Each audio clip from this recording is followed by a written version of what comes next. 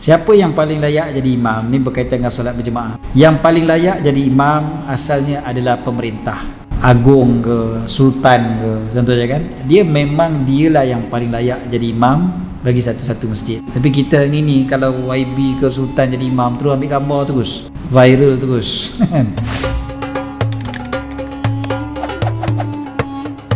Fatihah ila ruhi sayyidina Rasulullah Muhammad bin Allah sallallahu alaihi wasallam al-kiram al-Fatihah.